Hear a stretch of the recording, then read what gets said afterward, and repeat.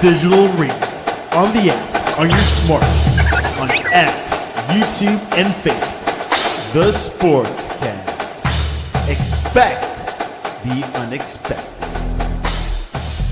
The Jersey Boys Sports Talk presented by The Sportscast. The Jersey Boys Sports Talk with Victor Arocho and Byron Jones. And here's your host, Victor Arocho. All righty, let's get it on. The draft is over. We're getting ready to see what's happening. So let's get it going. Best of Byron Jones live out of Miami, Fort Lauderdale, and Lancaster, Pennsylvania. Welcome to the Jersey Boys Sports Talk, hosted by Byron Jones and Victor Arocho. Today is April 30th, 2026. If you haven't yet, please subscribe to the Sportscast on all our channels, YouTube, X, Spotify, iTunes, and we are streaming on your favorite podcast streaming channels. Just look up the Jersey Boys Sports Talk. Please leave us a rating and review. It'll help us out tremendously. Don't forget to smash the like button to hear what we have to say today on the YouTube. Follow us, hit the notifications. You can see all our shows past and live. Please leave your comments in the comment section. We'll reply to everybody. And if you'd love to be on our show, send us some information. We'll invite you on a show. Mr. Byron Jones, how you doing today? You running ragged with those young boys? Yeah, man, they tearing me up. You know, I think we had a mutiny today because a couple of them traded themselves. So They what? it is what it is. They traded themselves. What does that mean? They traded themselves? Because they have not been playing very well at all every weekend, and they'd rather go play for somebody else than play, with their friends. So they just walked off and just joined another team. Oh, really? Well, we'll talk about that a little bit. All right, let's bring to our show one of our favorite guests and major Dolphin fan, Miss Pamela. How are you, Miss Pamela? Welcome to the show. I'm good. Thanks for having me on. Always love talking football, especially Miami Dolphin football. But Dolphin football. Football in general. Love it. All righty. Well, Miami Dolphin football, we kind of enjoy it, so we'll figure that one out. But we enjoy your thoughts on it, Miss Pam. So let's go. So Byron, what's going on? You had some defectors? Yeah, man. Last week we got blown out like 38-16 or whatever it was. Instead of them sucking it up, coming back to practice and work hard. Now it's easier to not quit. Remove yourself from one situation and put yourself in another. So two of them decided just to walk down to the other side of the field to be with the other team. Did they leave for NIL money? Yes, I took back the money that I gave them. That NIL money, I took that back. I branded them. I took the little jerseys off their back. These are Pee-wee flag football. Yeah. Well, let me tell you something. They're going to learn real early and real soon that the grass is not greener on the other side. We all know that, right? Oh, they learned today messing around with me. I took the jersey. Get the stepping. Goodbye. That's it. That's the way to do it. What, the other coach didn't even come and talk to you? Nah, for what? I just say, hey, man, sorry, this is what happened. What do you want me to do? And the crazy thing is we only got 2 games. We only got 2 games left. Oh, that's my it. God. What's your record? 1-4. Oh. And it's one. It's one age group? One age group? 12, yeah, 12. Okay. Yeah. Well, I'm proud to say I coached undefeated girls soccer team, ages like 4 and 5 or 5 and 6. That's awesome. My daughter was undefeated, bro. We were 10-0-1. We had a full page ad they took out on us in the Miami Herald. It was awesome. We were called the Lucky Charms. We were I was bright green, lime color green was the color, and the girls picked it. It was little girls. I love it. But I commanded them like little doors. I was a guy in front of them, this big guy, and they were walking right behind me. And bro, I don't like soccer, much less do I know much about soccer. But it's rec soccer. So, but you have to play everybody. So you know me, I would go to the field, and I had another coach too, right? It was the lady coach. Her daughter was on team. My daughter was on team. I would go to the field with a spreadsheet, and on that spreadsheet, I would know who I would play by what quarter. So I made sure I played everybody. But I was strategic on who I play and what quarter. And real quick, I taught them minnows and sharks. So what happens is minnows are the ones when you have the ball, get it in the net. Sharks is you go after the girl with the ball. So these are little girls, and then they're on the field, they're throwing their head, doing this and that. But the second I yell out sharks, they return and attack. All 10 of them would attack these poor little girls. Bro, it was crazy. The swarm move. Yeah, so what happened was the parents got used to it because I didn't play around when I coached, Byron. I was like, look, here's the deal. These are your daughters. I respect that. But for the hour and a half during the game and during practice, they belong to me. So you're not to call them by name. You're not to, because they're going to look at you when they can hear your name. So you only got two things called sharks and minnows. That's it. And what happened was I went to lunch with a guy on a business thing. He was like, hey, he goes, hey man, we were talking. I go, oh yeah, my daughter plays in the rec over here in West Pines. He goes, oh, so does my daughter. He goes, what team are you? I go, we're the Lucky Charms, Lime Green. He goes, oh, you're that team. Man, I'm filming my daughter. She's in a fast break. She's about to score. She's coming over now. And all of a sudden, all we hear from the sidelines, your parents yell out, sharks! And your team swarmed her. And she froze up. He goes, man, everybody go there. All the parents was like, hey, coach, why don't you do it? He goes, I don't know.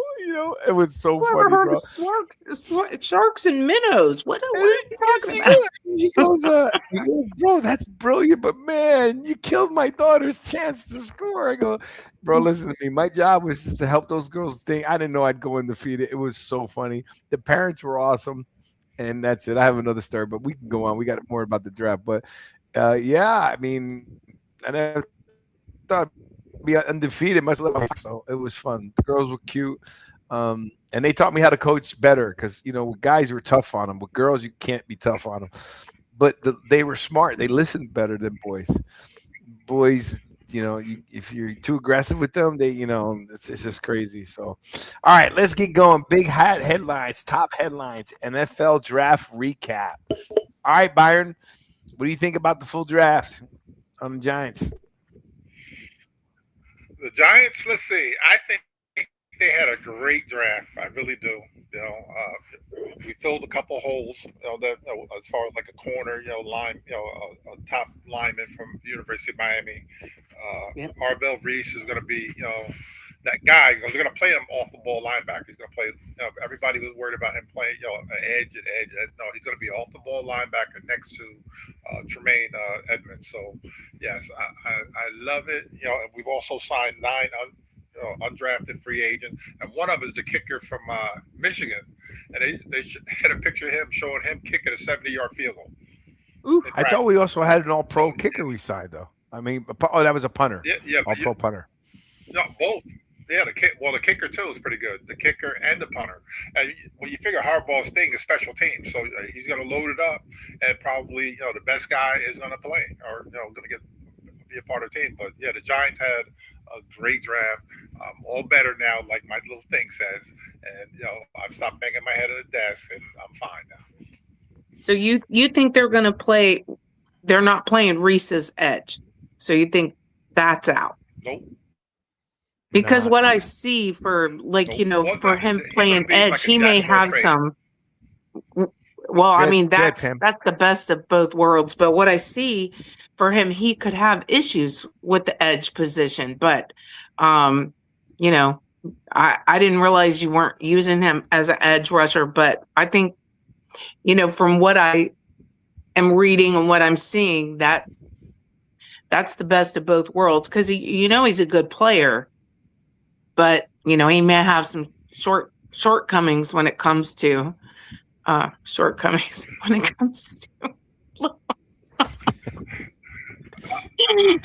Anyway, let's go past that one. T-Rex arms, right? I don't. Yeah. The T-Rex. I'm not comparing him to anybody, but Micah Parsons I saw that comparison as well. Yeah. at Penn State. Micah was an off the ball linebacker, and then now once he got in the NFL, now he's an edge guy. So maybe he might turn into that. Develop. Because they are looking to trade probably Thibodeau sometime between after June or maybe the trade deadline, and then he'll slide in there. But right now I would play him off the ball linebacker and just see what this kid's capable. He's got tremendous speed, 4.46. Yeah. Well, so look what we have real quick. We got Burns that's already had 16 sacks. So why move him, right? He's already proven he can ball, right? We got Tremaine Edmonds, right, as a linebacker. You got Abdul Carter is a good edge rusher. Kayvon Thibodeau is there right now, but I think we're going to trade him and get something else. I'm pretty positive. I think Thibodeau's out, right? You're going to have Abdul Carter as the edge, as another edge rusher, right? You can alter those guys, and then you have Arvel Reese as the linebacker. That's a core line. That is like Super Bowl giant linebacker level, right? And today, I don't know, Byron. Look at Micah Parsons, right? Micah Parsons rushes from everywhere. He rushes from the middle. He rushes from the edge. There's no one play. He's not just on. He's not like a Jason Taylor with the Dolphins. Let's put that on him, right? Okay, Jason Taylor was defensive end, but he's not just that guy on the end, hands down rushing. Micah Parsons goes wherever they allow him to go. I think Arvel Reese is going to be something similar to that, and then you could change him. You can move Abdul Carter to a different piece. I wouldn't move Burns because Burns has earned it, right? Burns has earned his edge rushing and for the thing. So I think Arvel Reese is going to be fine, and with that kind of speed, Burns is strictly edge rusher. Yeah, that's my point. But why take any chances to move him? I think Arvel Reese has got such quick speed. You're gonna have a hard problem. Who are you going to block? Brian Burns, Abdul Carter, Arvel Reese, and Tremaine Edmonds. You got a problem. Those are the four. Remember the four horsemen we had when we won the Super Bowl. That's a really good linebacking crew. So let me ask you, how old? Do you know how old Reese is? He's 20, I think. He's like 20. 20. He's young. Yeah. He's like 20 years old. Yeah. Okay. So like a 20-year-old has not necessarily reached his peak physically, probably has not reached his peak physically. He may even grow more. Like you don't know. 20-year-olds, people grow, I can cite examples. My brother is 6'6", but when he went to college at the University of Florida, go Gators, he was only 6'2", and he grew through his entire time at college, which he would have been 22 by the time he left Florida. So at 20 years old, this kid is just now starting to come into all that he can be. So I feel like his abilities, and he may, like you said, develop into an edge rusher, but at this point in time, that's not necessarily your need. So I think we picked the best player on the board, right? I mean I think that's the key to what we did, right? Yeah, but the only thing we didn't do is, like, for the second first round pick, Caleb Downs was sitting there, for the pickings, and we didn't take him. We ended up taking the lineman from Malagoa. Francis, the lineman from Miami, was our second first round pick. I like him. Why didn't you like him? No, I ain't saying I didn't like him. I'm just saying, if we wanted to take the best available player, that would have been Caleb Downs. Would have been the best available because he was sitting there, for us to pick him. But I'm cool, with them taking a lineman because now, he's going to be a guard in the NFL. Downs, but he's 6'6", 330. That's a big guard. It's a big, And I like those Hawaiian guys. They're tough, bro. I mean, he literally came on. He said, "I will die for you." No, Samoan. He's Samoan. Even better. So we've got in the comments. out here we have DJ Mack commenting, and he commented, so he can't play run defense like Parsons. So that is something that you do see. Maybe the run defense is, not as good for him. So actually I thought his run defense was his higher calling rather than the pass defense, but maybe I'm mistaken on that. But DJ in our comments, I don't know if you can see it or not, but I do. No, we're here. Okay. Yep. He's making comments, saying that he can't play run defense like Parsons. And, that's another thing you can attribute to his age and his skill set. I feel like Harbaugh is going to be a good coach and going to get the best out of every player. So maybe that's true, and maybe he develops. But let's respond to that. The Cowboys' run defense was terrible. So whether Micah Parsons can play run defense or not, the way to beat the Cowboys was to run up the middle. That's true. Everybody, we did it. That's true. So I really don't care. Number one. Number two, everyone always talks about run defense, run defense. Give me a team that has won the Super Bowl in the last several years that all they did was run it down your throat. Well, I mean, go ahead. Philly. No. No. Saquon had it. They got to no. They didn't run it down your throat. Time out. Saquon Barkley had an astronomical year, and he ran the ball. Most of his runs were burst plays. He wasn't. When I say run it down your throat, I'm talking 4 or 5 yards running, 4 or 5, just devouring lots of contact in the beginning, and he's breaking contact. He had most of his yards were 50, 60, not touched, right? In the Super Bowl, he had 55 yards. That's in the Super Bowl. That is true. Yeah, 55 yards. Yeah.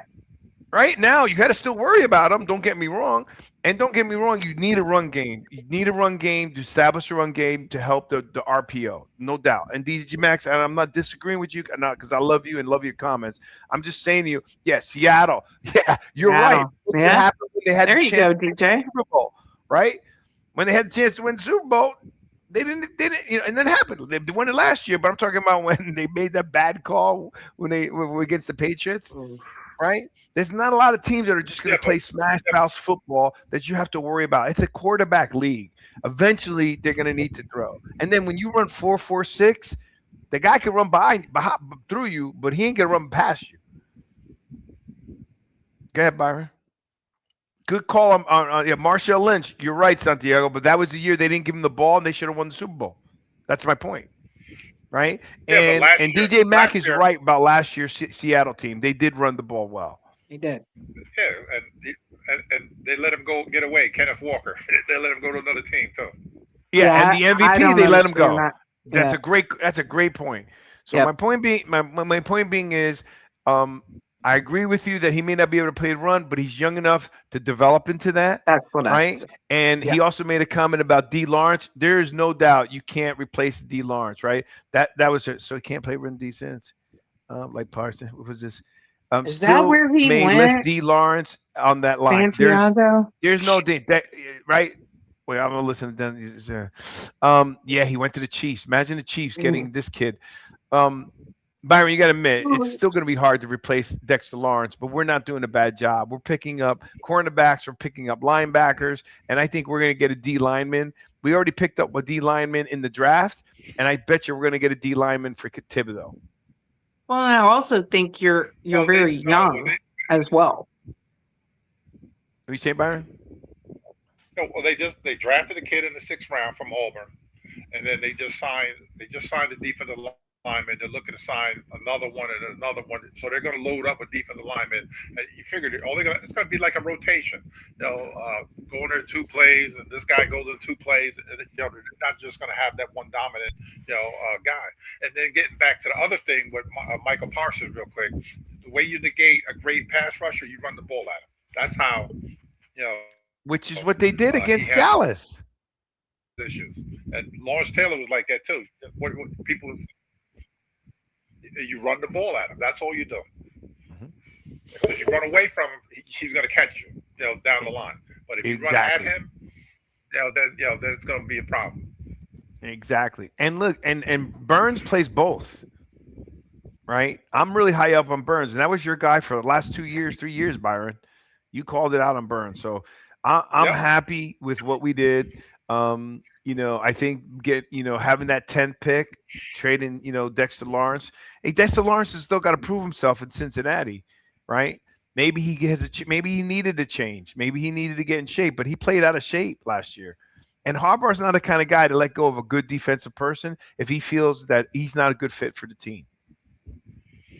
Well, And I don't and think Lawrence was a good fit for the team. Sorry? I think your biggest upside is your coach and the youth that he's bringing in. I do think you guys did really good on your picks. I wanted the OT from Miami. That's who I wanted. Maulu. I don't want to destroy his name. Maui Goa. Maui Goa. He's a big Francis. boy, and Just call him Francis. And look, linemen, statistically, linemen are better draft picks because they stay longer. Statistically, when you draft a lineman, they usually stay longer with a team than the other position players. Yeah. You know what I mean? Yes. And this will be the first time we have a decent line ready to go. Right. And now we got to figure out something for Dexter Lawrence, but we're figuring out with the linebacking crew. You know what I mean? Because teams were just doing anything they wanted with us, probably. I feel comfortable with Harbaugh's doing. I think everything we have set up, now proof is going to be in the pudding. But the NFC East is wide open. Y'all know that, right? Philadelphia is imploding again, right? They're even talking about Jalen Hurts trading him. Is that crazy?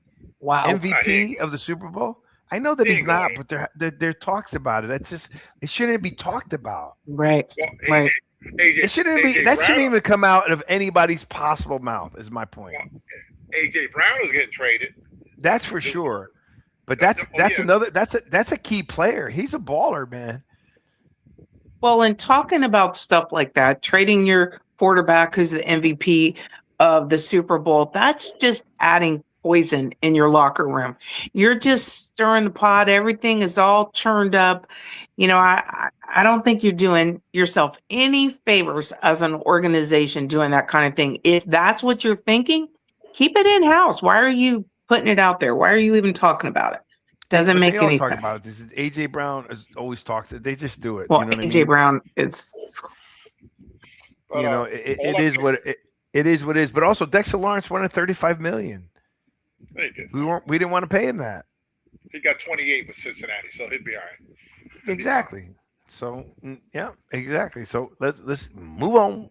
I am very happy with the picks that we had. I think we're setting up. I mean, here I even have what I have here lined up. Right here's our possible starting defensive lineup: Brian Burns, edge rusher. Reserve Caleb Murphy, Shelby Harris, backup Sam Roberts, Leaky Fatu, backup Robert Robertson Harris. Right. They have Kayvon Thibodeau and then Abdul Carter. I think Abdul Carter is going to start over Thibodeau. Then you got Arvell Reese, right? And you got Tremaine Edmonds. You got Deontay Banks, right? Carlton Hood will be backup, which is the rookie that we drafted. You got Craig Newsome. We like him. We picked him up. Art Green will be the backup. The CB3 nickel is a Paulson Adebo, I'm not sure. And then you got Andrew Phillips as a backup. That's good. Tyler Newman, safety. Darius Washington is a backup. That's a good pickup. You got Javon Holland and then Jason Pinnock, right? That's what we have as. I know me some Javon Holland. I know where he came from. Mm-hmm. Exactly. So I mean that's probably one of the better defenses we've had in the last several years. Would you agree, Byron? It's better. Well, you figure they've been averaging between the 27th and 32nd worst, run defense. So anything is an improvement, in front of 27. And then I need to talk about our guy Banks, man. Banks, the number one pick we had a couple years ago. He's been god awful, since he's been there. The only thing he's good at is returning kicks, so far, as far as they put him back there for kickoff. But hopefully, by them drafting this kid, Colton, Hood from Tennessee, and it's going to push him a little bit, and Newsom and other corners are going to push him to play better than what he has because he's a number one pick, and so far it has not been pretty Right. at all. By the way, back to Arvell Reese. He is 6'4", 241 pounds. He's 20 years old and runs a 4.46. That is just, I mean, to move that amount of body that fast. And like I said, he's just coming into his physicality. He's not there yet. So that is only going to get better. You get more like 23, 24 years old and you're really coming into your own at that point. So I think he's got lots of upside. Yeah. Anyhow, that's a big young man that, like you said, guys grow till they're up to 21 and they don't peak until they're about 25. So we got a lot of years that this guy's had the opportunity to. And then Thibodeau, I think he's going to be traded. I mean, I'm not holding anything back with that. Oh, and don't forget the wide receiver, Malachi Fields, because we traded up for him from Notre Dame. Yep.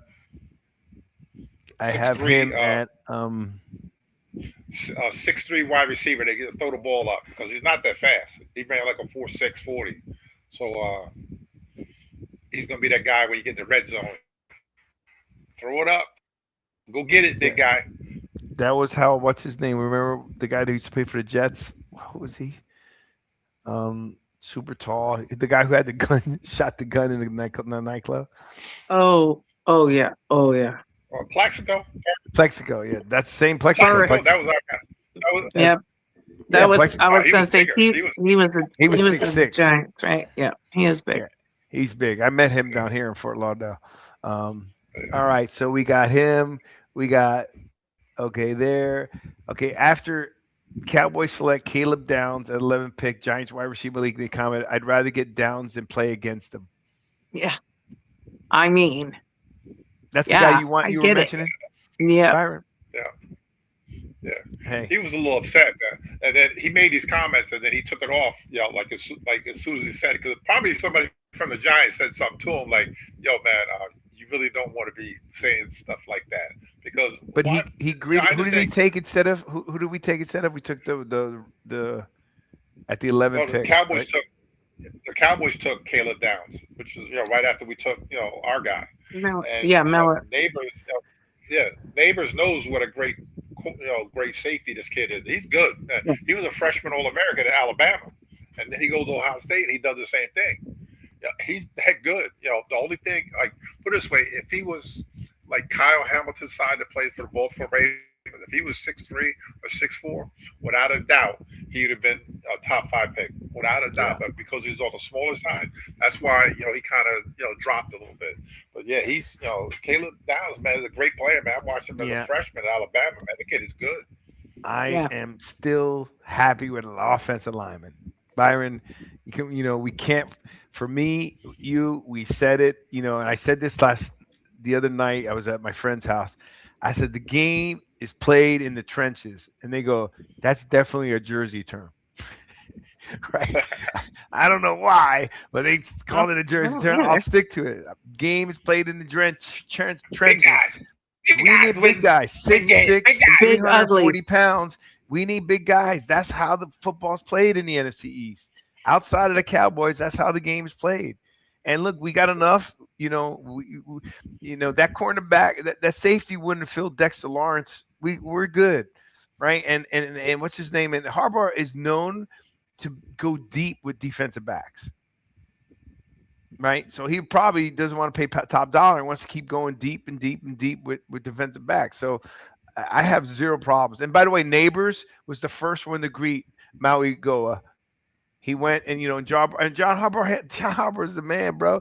He handled it perfectly. He goes, guys are going to say what they want to say. There's not a problem with it. He can feel how he feels, but at the end of the day, we're all going to be on the same page, just like that. He just brushed it off.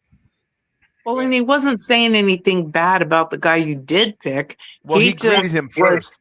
I mean, I think that you can take it however you want to take it. I don't think what he said that was bad. I mean, I'm coming off a team with Tyreek Hill. Nobody's saying anything too bad.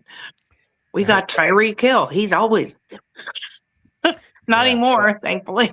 Well, Downs played college football. Like Byron was saying here, played at Alabama Yep. and Ohio State. Let me tell you, Ohio State has put up.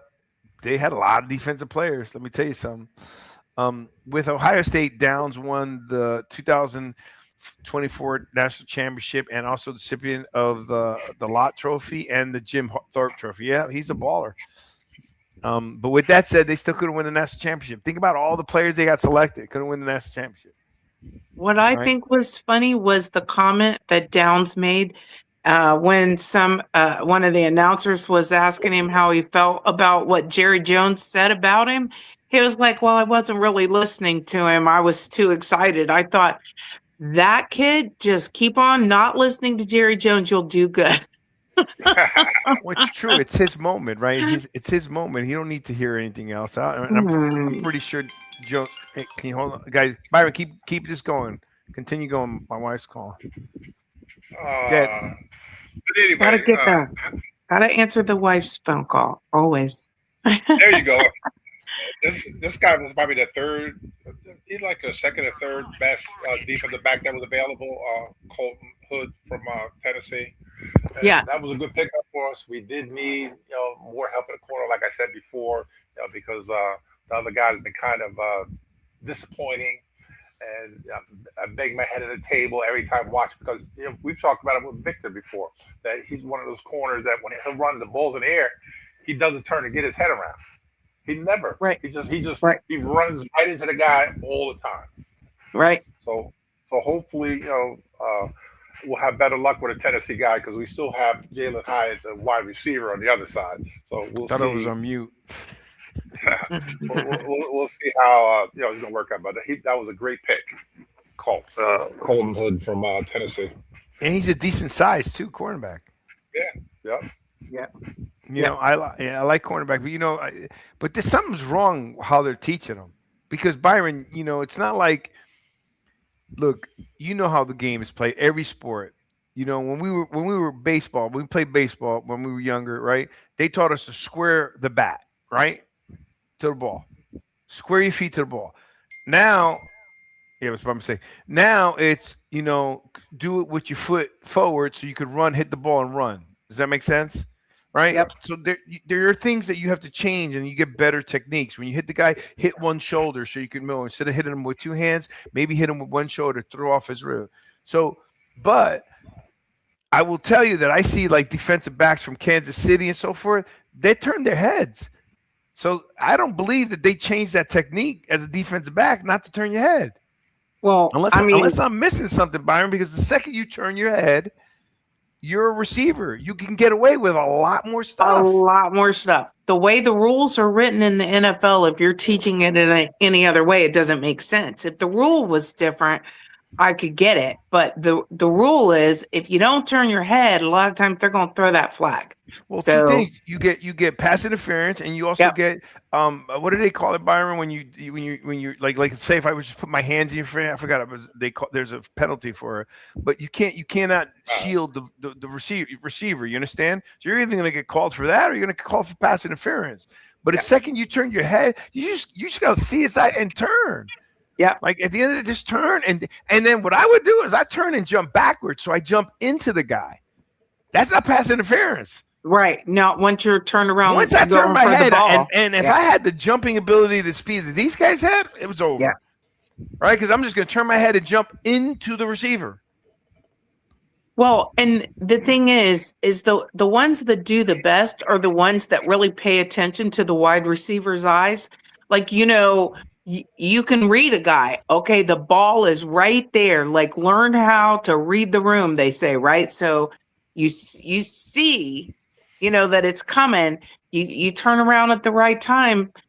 I just don't understand if you're not teaching turn your head, because the rule alone should dictate how that is defended. And I go back to, you see it less than you should, but when I see it, it makes me feel good because I'm saying, okay, they're doing it the way you're supposed to do it. Yep. Right? You got to watch the ball. Right? You can't want to watch the ball. Receivers are going to fade you out. Why do you think that the throwback or behind the shoulder works so well? That's so hard to defend. It is. Because you can see his eyes, but now you can't see where his hands are going, right? Yep. So, I think this is a good. So, Byron, we got a shot. Yeah, a lot of those like receive for example, Burrow and Chase, Cincinnati. They've been playing together for forever. So they're kind of like on the same wavelength, as far as with the passes and everything. So he'll know that Chase is going to run a 12-yard in. He's going to go exactly 12 yards and in, and then Burrow's going to release the ball before he's coming out of his break. So they have kind of like a thing going with those two, and chemistry. The defensive backs are really not going to catch on to him because these guys have been doing it together for so long. You figure from college, with Cincinnati, but it's interesting some of the things that defensive backs do. Well, and that takes a little bit of time to develop, but when that develops, it's lights out. But it also, that's my issue also with AJ Brown. Whether you like him or not, I mean, I've seen, I watch a lot of my shows that I like are First Take and Get Up. I like Get Up mostly, but they've shown many times, especially Dan Orlovsky. Because you guys could say a lot about AJ Brown, but he showed film where he's wide open. Yeah. Not throwing the ball, right? And the reason why I'm bringing that up, Byron, two reasons. One, Burrow always goes, when in doubt, throw to number one. Make a play. Every time, sometimes you and I get in arguments, well, he wasn't open. He wasn't open. So what? Give him a chance to make a play. What did our guy, our favorite, hopefully we're going to bring him back, Steven, the touchdown maker Baker, say? What he loved about Halstead was he would say, Bake, make a play. Make a play. And that happens all the time. You see a guy that's going to go up and fight for the ball, and he wants it more. Make a play. Yeah, make a play. Because what they're going to do is two things. They're going to make the play, or they're not going to let that defensive back get the interception. They're going to fight for the ball. Yeah. Right? And that's what Burrow has with Chase and River. They also know each other well, but Chase is incredible. Jefferson, all those guys. Sometimes you wonder, like, dude, they're getting the ball. How do you not stop them? Because they know how to make a play. They know how to run really good routes. And the quarterbacks, they work enough with, okay, if this guy's pedaling back, do a dig, stop, and turn. The quarterback knows what he's supposed to do. They're on the same page. Yeah. The problem is when you're younger, Byron, would you agree, quarterbacks, you're playing in high school, you don't play enough together to be able to know you run exactly the route. The coach yells at you if you don't run the route exactly the way he tells you. Right? Right.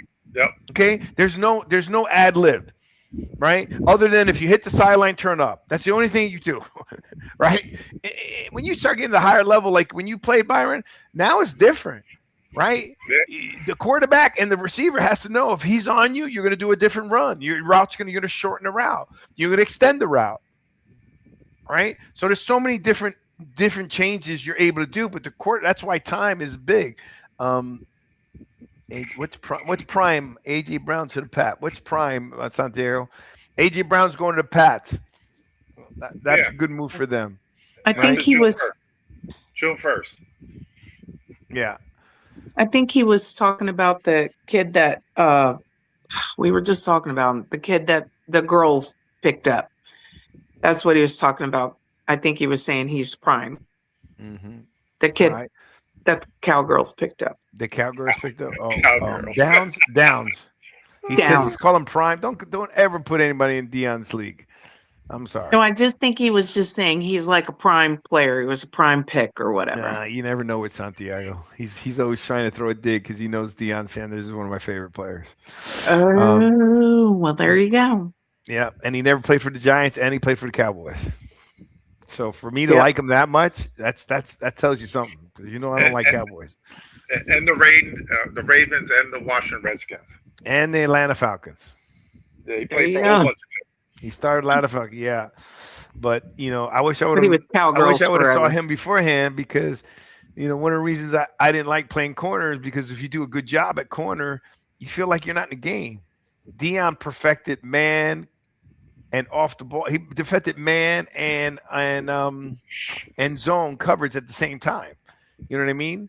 He would cover the guy and then lay off him to be able to sucker him in and try to get that ball. So Giants select third round pick number 74 from the Cleveland Malachi Fields wide receivers. We like him from Notre Dame. Big That was the receiver. guy you were just talking about, right? Yep. Yeah, big receiver. Throw the ball up. Yeah. Jackson Dart is going to need that guy, in the red zone where he could just, I'm gonna throw it up there and he's going to make a play. So that's exactly, because he didn't run well, at all. This kid, like 4.6 40. They're saying if he ran faster than that, he probably been at least a second round pick. But because he didn't run, that well at all, he kind of sort of dropped.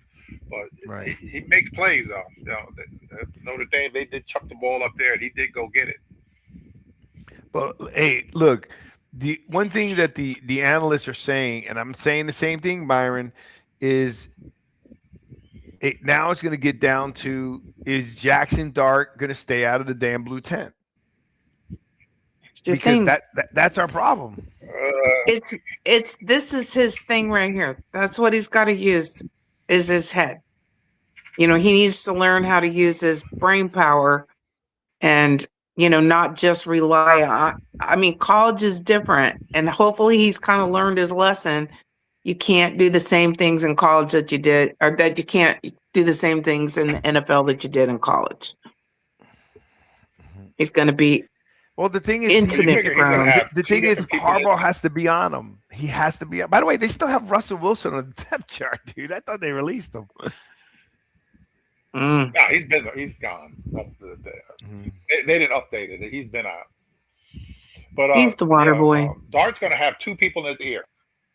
Yeah, Dart's going to have two people in his ear. He's going to have Nagy, who's the OC, and he's going to have Harbaugh in his ear. So you figure Nagy's going to sit there like, I was with Patrick Mahomes. How many times you see Patrick Mahomes, running toward the sideline and then get blown up? You don't. Because he'll step right out of bounds. If they hit him when he gets stepped out, then it is what it is. But yeah, he's going to have two different people in his ear telling him, like, dude, you do us no good in the blue tent. You do us no good, when you're missing 2-3 games a year because you decide to be tough guy and get blown up. Don't work like that. You got to be available every week. Yeah, that's what look, the livelihood of other players are in your hands, man. You know what I mean? I've said this over and over again. All the sports commentators says, look, there's all mixed signals on the grade. I give the Giants an A on their selection, right? But the deal is they're all saying the same thing, and I'm agreeing with them to the point of, look, Dart, the concussion protocol is so serious right now. Yeah. Stay out of the blue tent. Stay out of the blue tent. Yep. Stay out. Stay out. We got your linemen. We got your big running backs. We got your receivers. We got your linebackers. We got your punter. We got your kicker. Santiago says that Wilson's going to the Jesters. What'd you say, Byron? No. What did you say, Pam? What did you say? I said that Santiago said that Wilson is going to the Jesters. I got a name for everybody. I got a lot of hate. Jesters. Yes, you don't like that. Wilson's going you got to your Jets. Cheatriots, I can't believe this your guy's Buffalo, still your playing. You know what it is? He wants to stay in New York for his wife. Man, I don't understand. I would love to see what Frog says about Wilson going there. Hey, you know what? If they're going to pay him, $2-3 million, to be the backup there, I'd go too. Well, the brother made $37 million just playing with the thing. He made $20 million with the Giants. Now they're gonna pay a couple million. I mean, that's $22 million in 2 years not playing. If he invested properly, he's good to go. I'm sure he's good. I mean, listen, Pam. Even if he invested, he has to invest really bad to blow that kind of money. Call Victor Arocho. Call Victor if you want to invest. There you go. There you go. Right. Put it in there. All right. So let's get Pam some love here. All right, Pam. Let's go over your picks. Let's see. Do we have Okay. any here? Yep. Dolphins. I'm just trying to see Giants late Yeah. round. I'm not gonna worry about the late round. Let's go to yours. Okay. Dolphins key picks: Alabama offensive tackle Caden Proctor, number 12, and San Diego cornerback Chris Johnson. What are your thoughts? So, the Caden Proctor pick, I took a lot of heat because I didn't show him a lot of love.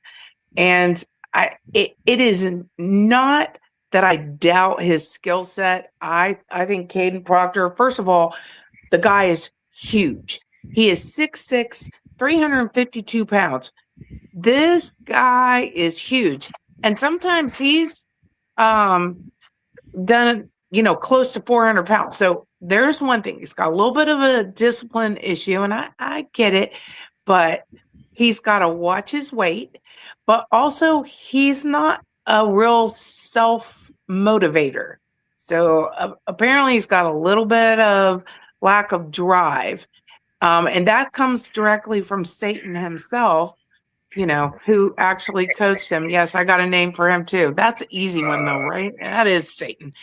But anyways, I feel like I said, I took a lot of heat for my take on him, but I hope I'm wrong. I'm hoping the kid is developed by our coach and does a great job. And Chris Johnson, so he's the cornerback that we picked up with our second first-round pick, and I feel like he's out of San Diego State. What is he playing? The Mountain West Division. There were 2 SEC cornerbacks sitting there that I think we could have done something better with our last first round pick and, gotten the cornerback in the second or third round. Now We got more here. You good with these two, Pam? I'm a wait and see on those two. That's how I am. Well, here's the rest of your picks. So I give you some help. How's that? Show me. So Jacob Rodriguez was a second round pick. He's out of Texas Tech, linebacker. That guy is known to be a ball hog, like an interception machine. So I've watched him play a little bit, because I watch college football all the time. If it's on, I'm watching it. So I've seen him play, and that is the pick I'm most excited about. I feel like we really did well there. And his teammate from Texas Tech as well, Caleb Douglas, the wide receiver, he's actually he played for Florida as well, which just makes me love him all the more. But this kid is 6'3", 206 pounds at a wide receiver. I mean, I gotta love that. He's a big target, and I'm hoping, our quarterback Malik, I'm hoping he pans out like, everybody thinks he will. So we'll see. I'm on. You picked up a tight end from Ohio State. Let me tell you what. So the tight end pickup, he's a big guy as well. He's 6'5", 261 pounds. I like the tight end position. That is one of my favorite positions, except for defense. I love defense. I'm more about that. But I'm hoping, because the past 3 years, we barely use tight ends. We have some excellent tight ends. I want to see us use them. Didn't I warn you, right? I went on your other shows. I warned you guys that when you guys were on fire, right, that with McDaniels on fire, I told you the only thing I would like to see is you need to start using your tight ends, right? But I'm a big tight end guy because that's how the Giants have won. I'm a big tight ends are dangerous. Think about the tight ends and the teams that they're on. You got Kelsey. You got who's the guy from, I forgot his name right now, from 49ers, Kittle. You got Kittle. I mean, you got Byron. I mean, every team that has a good block and catching receiver, a tight end, their teams do well. Well, we have a tight end that we literally just started playing within the last year or two. My brain, but Duchik, I think is how you say his name, Duchik. That guy is a baller. He is a mean player. He is so good. I like to watch him play. I saw him mess up one time really bad this past season, but he came back and he made up for that. Tight end position to me is so important. And you talk about Mike McDaniel not using the tight end position, but that was a holdover from the regime before. It wasn't, it's just something we did not avail ourselves of as much as I think we should. And like you were trying to point out, these other big time wide receivers, I mean, not wide receivers, tight ends, they're game changers. And when you got a big wide receiver that we did pick up, a pretty big wide receiver, he can kind of be a tight end wide receiver. And then if you put in the tight end, there's so many things that I feel like you can do with a combination wide receiver, tight end, and a tight end. Yeah, I mean, I need to see these coaches step up and utilize this tight end position. So I'm excited and hopeful. Don't y'all still have Darren Waller still there? Oh man, that guy, I call him Waller the Baller. That guy is money. And I can't tell you how many times you'd put him on the field, he'd make a huge play. And the next thing you know, he's sitting on the bench. And I know he had limited plays potential in a game because he was injured. However, he sat on the bench way too much. I wanted to call up McDaniel and go, get him off the bench. He didn't call me though and ask me. I don't know what the heck. But he's gone now. Bye, McDaniel. But Waller the Baller, you're so right. That guy is amazing. Too bad he wasn't amazing with the Giants. Retired. Right? There you go. I don't know. Here's the rest of you, man. You had a lot of picks. We had a lot of picks. Yes. We were 13. All up in Texas. 13. Several players out of Texas, several players out of Texas Tech. We were all over the state of Texas.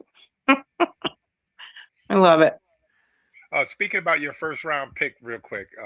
Proctor, hopefully he's not the Evan Neal, the guy we got from Alabama, because they're both about the same size. So hopefully he doesn't turn out like him. Right. I mean, I have so much hope. Like I told you, I took a lot of heat because I pitched me a little fit about our draft picks after day one. And I feel like with good reason, not necessarily that these two guys won't turn out to be really good players, but because I'm skeptical now. I have worn my aqua colored glasses since the Miami Dolphin inception in 1966. I have been a fan. I'm old enough. I am 66. So I am old enough to have been around for the long haul. And these past few years, what this team has put me through, they've taken my aqua colored glasses and they've turned them black. I've never been so skeptical about this team in my whole life. But right now, I'm like this. Okay, show me. Is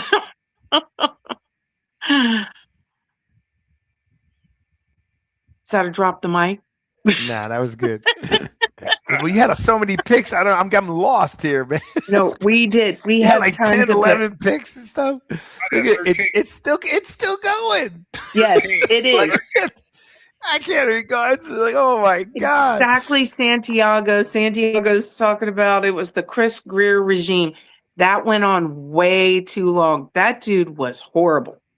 Horrible. Oh my God, that is hilarious. Let me tell you something. If you guys don't do some type of turnaround with all these picks, I mean, first of all, what I don't understand though, when you have that many picks, why didn't you start trading some of them?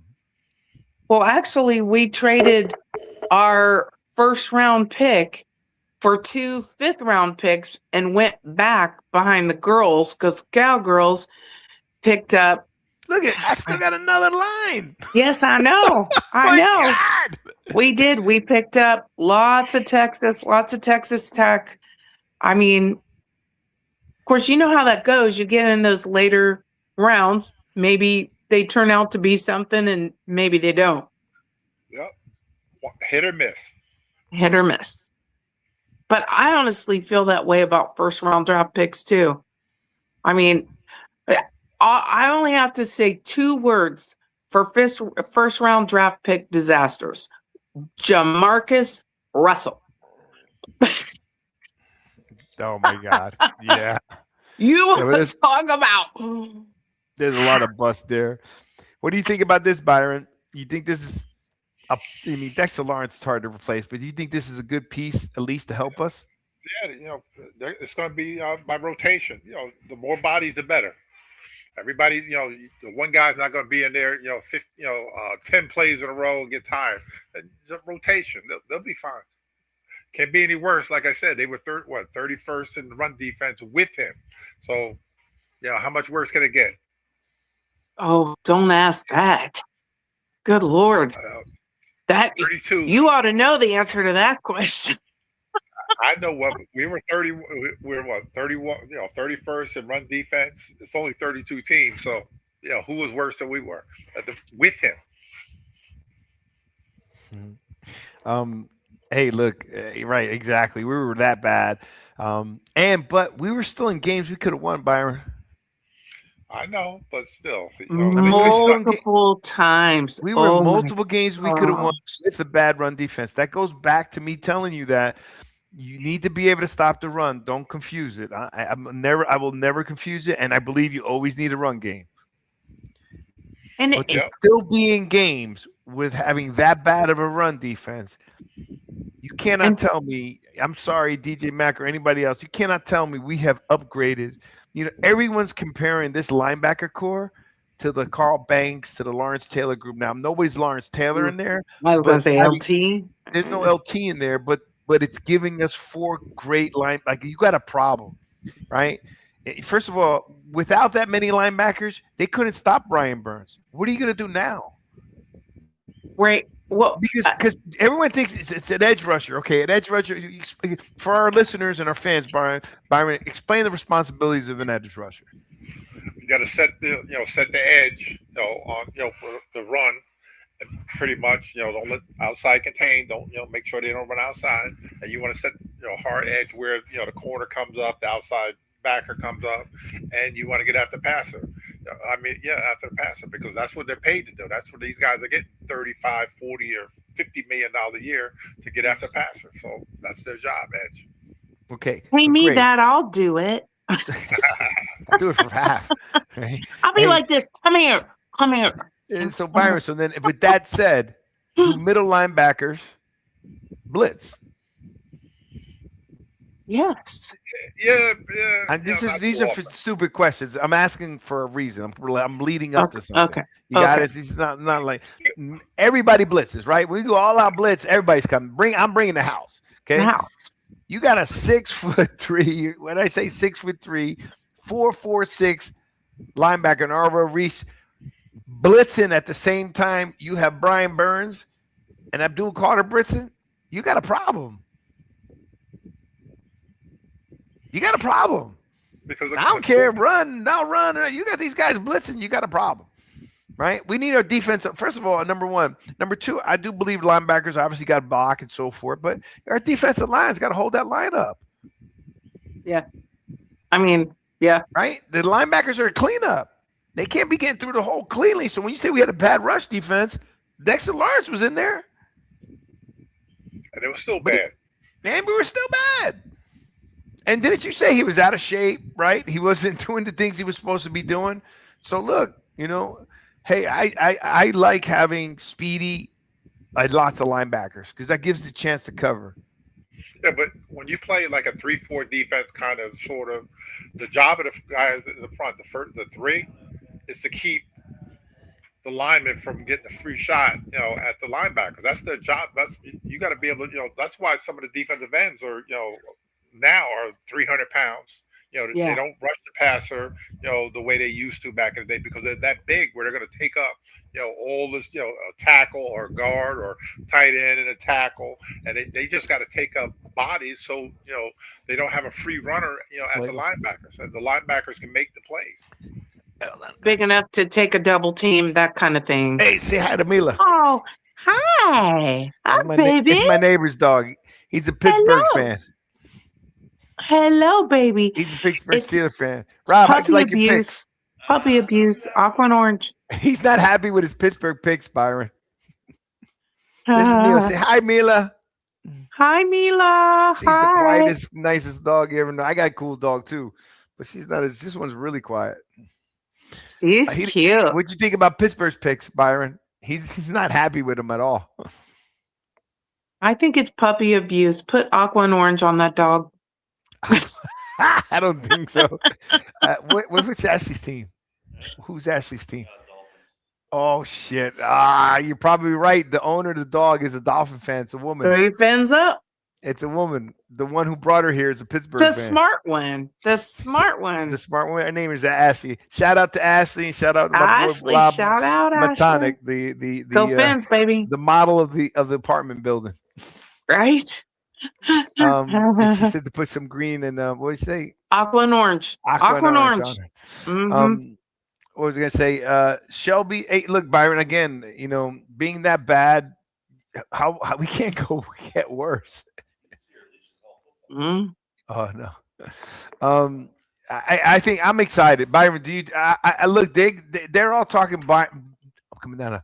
They're all talking about the Giants having an opportunity to be at least be in the playoffs. What are your thoughts on that?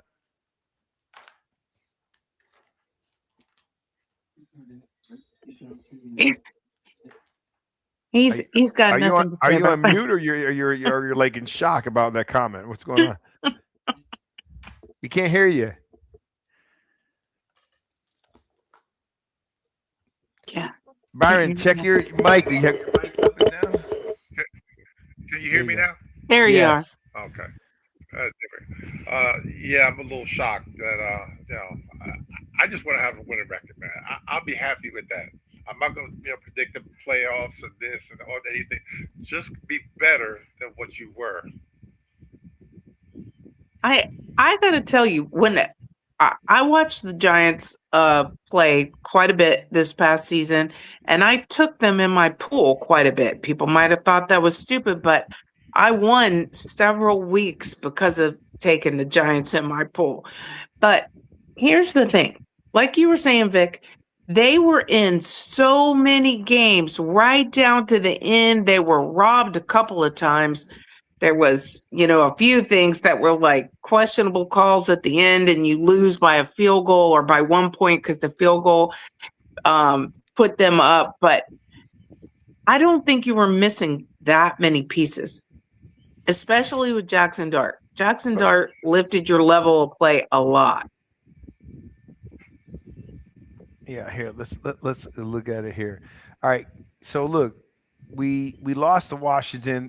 This was Jackson Dart 21-6, then Dallas 31-17, then 9-22, and then we won against the Chargers, which is pretty good, 21-18. Then we lost 26-14, 34-17. Then we lost to Denver 33-32. Yeah, that was. Then we lost to Chicago 24-20. Then we lost to Green Bay 27-20. That's one touchdown. Then we lost 34-27 against Detroit. Right? I'm just trying to get the one-score games. 29-29 went Washington. We lost to Minnesota 16-13. Right? And then the rest of them were pretty bad. Right? And then that's when Jackson Dart. And remember, Jackson Dart also played half his games, Byron. Half the time he played, he was in concussion protocol. Yeah. So how many games did I just whistle off? Like 5 or 6? Yeah, at least. Okay, that's one-score games, 3-point games. Come on. You know what I mean? And I can tell you something else too. A lot of times the game is really close until right up at the end. And because a team is behind, they make some desperation moves. And those desperation moves, if they don't work, they're backbreakers because, then the score piles up a little bit. So there was at least a couple of games that you guys had that's what I think happened. Like you were right there. And then it was like, okay, we're throwing for the fences, and it didn't work out, and it went the other way pretty quickly. But that happens a lot as well. I know that was what happened with the Dolphins several times. So it looked like a blowout, but it wasn't. It wasn't until the end that it became a blowout. Yeah. So, but even with that, let's just take what we had at face value. We're definitely an upgrade from there, right? I think Dallas is always going to be Dallas. You don't know what you're going to get there. I think the Eagles are imploding. I don't believe they're going to win the conference. And in Washington, I was pretty shocked at how bad they played last year. Is that a fair statement?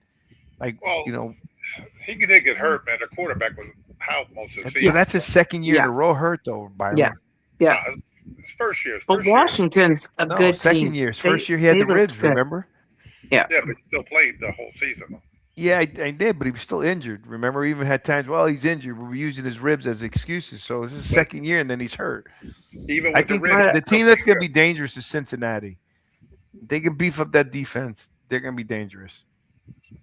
But it's the same thing with Burrows, right? The same thing. He gets injured. How many of the last 4 or 5 seasons has he been injured? But that's not his fault. But that goes he made it to the Super Bowl with 70 sacks. Right. He got sacked 20 times in the playoffs. I mean, that poor guy, is not his fault, right? Dart was just diving head first, which is dumb. Tua was fragile, right? I mean, I can give you one over the other one, right? No. I'd take Dart over Tua any day. Tua, I mean, no, I'm talking about say Burrow. Burrow, like Byron, didn't we predict it? Like this kid ain't gonna last if he keeps getting sacked at this level. Not doing what he was doing. But he has. Well, he's not. How many years has he been in the league? 5, 6.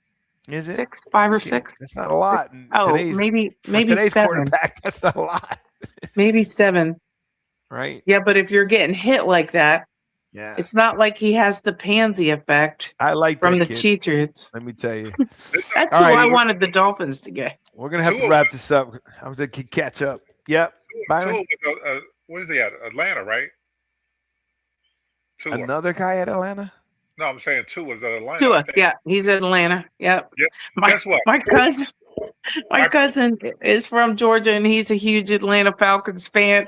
And he was so mad. He's like texting me and messaging me, like, "What did you send that crap over here for?" He was so. He's gonna be the starter. Watch. But they're gonna stink. But he's still gonna be the starter anyway, because the other guys all broke up. Penix. Yeah, Penix got hurt. Yep. Penix got hurt again. Yep. That's crazy. He is pretty fragile. Mm-hmm. All right. Well, I really appreciate Pam you joining our show. We're sure we'll see you soon again. With your 10 million picks, I think hopefully we can turn something around. Byron and I are super excited with the Giants. I truly believe they got a shot to be competitive. I think they're going to play good football, Byron. You got Ricard, you got Singletary, you got our big boy Scatterboo. I just think we got the makings. We're building a big boy team, Byron. It's getting there. We're building a big boy team. And for his first year, let's do it. You know what I mean? I'm all better now. That's all that matters. That sounds good. All right. Well, everybody, you have a good night. And we will see you. Don't forget, next Thursday, 8 p.m. live. Miss Pam, thank you as always for joining us. DJ Mac, thank you for the comments. Santiago, thank you for who's left. Penix, knee injury. Penix, out multiple games. First year injured. GT. All right, well, let's wrap this up. All righty. You guys have a good night. We'll talk to you soon. Good night. Thanks for having me on. Good night, Byron. Bye.